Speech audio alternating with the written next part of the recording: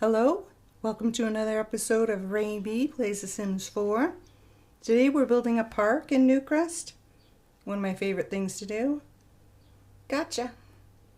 So tired of having to click on this stupid ad. It's been 2 days now. Of course, it's not going to show up on my videos. They don't rate. But boy, oh boy, how annoying. Anyway, one of my favorite things to build in The Sims 4 is a park. The only downside to building a park is that you are required to put a child play item here. I don't build things for children in The Sims 4. I don't really even like playing children in The Sims 4. They're just too annoying, too time consuming. It's just too much work. But I will be the first to admit how adorable they are. I absolutely love the children. The toddlers especially. Man, did they get spot on with those toddlers. I wonder why they're so good at some things and so bad at others. I guess everybody's that way though, really. But anyway, you do have to put a child item in a park. If you were building a national park, is that what it's called? Then you don't need one. I believe there are fewer build items in a national, is that what it's called? Uh-oh. Shadow wants me to give her treats. You're going to hear her mewing in the background. I don't think today's her treat day, though. She's trying to trick me. Anyway, sorry about that.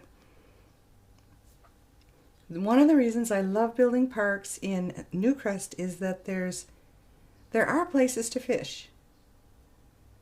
But there's only one pond, and it's a common pond. So you have to leave Newcrest and go to another world to catch rare or exotic, uncommon fish. So there are 3 ponds you can choose from: a common pond, an uncommon pond, and a rare pond. And that just determines the type of fish that are in the pond. I put a rare one, I put a rare pond in this park. Guess I can't say those words together. But I usually go for uncommon. One of my favorite things to do in this game is fish. So there always has to be areas where they can do that. And that's why I build them a park with a pond. But my parks are also for my creative Sims. The artist, the photographer. Need to brush up on your logic skills, music. Did I say music already? Art. So I add those items. I believe the chess table is required, the bench is required, the bathroom is required, and the child toy is required.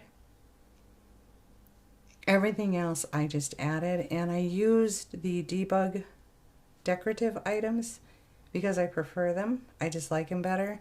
I know your sim will disregard them. I don't have a problem with that. I think I put them in areas where they wouldn't really be walking through much of it anyway. But if your sim decides to walk through the fencing, don't be surprised, because the fencing is debug as well. It said it was from the Get Together pack, but I chose it because of looks. I just think it goes well with a park theme. I chose light colors, not for any particular reason. I guess it just caught my eye, and I stuck with it. After I was all done with it, I'm like, you know what, this doesn't look too bad. I'm not unhappy with it. Also, the lighting.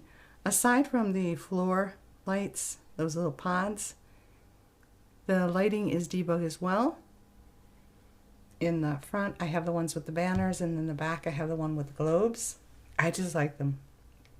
They're decorative, and they're attractive. So that's why I chose them. And again, another venue where everybody just shows up and starts doing something. I also forgot that the fish like to jump out of the ponds.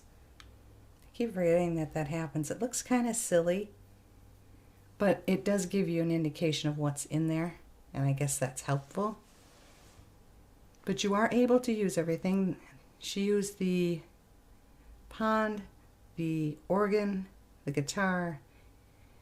You didn't have to include a barbecue, but I did.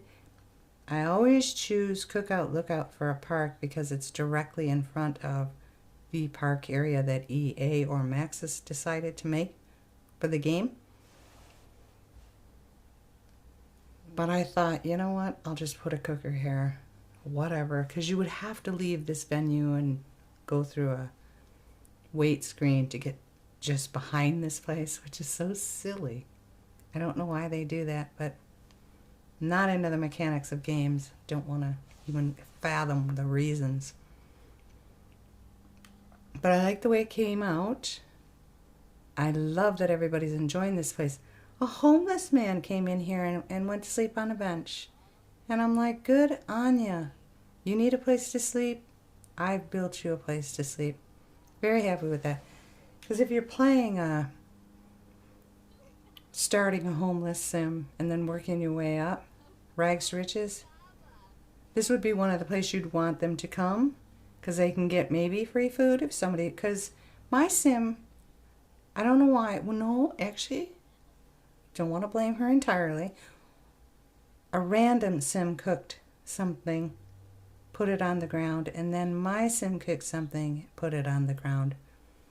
So your homeless sim would definitely have something to eat, a place to go potty, and a place to sleep if they came here, which is good.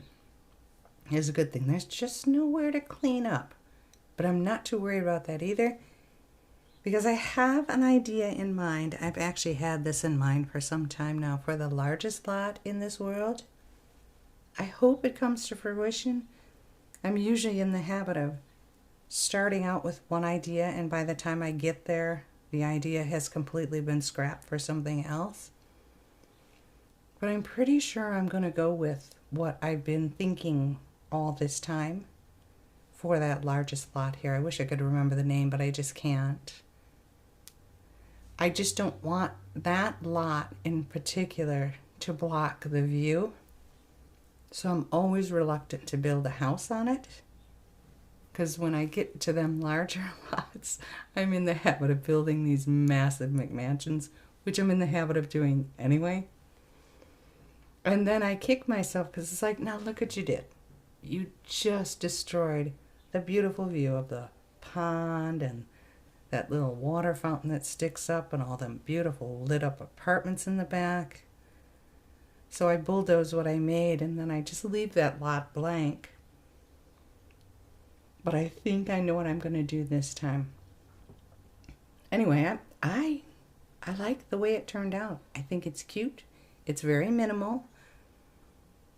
I'm not unhappy with it. And lots of people ended up using it, which makes me so happy. I do hope you enjoyed this, though. And I thank you very much for supporting me and my channel.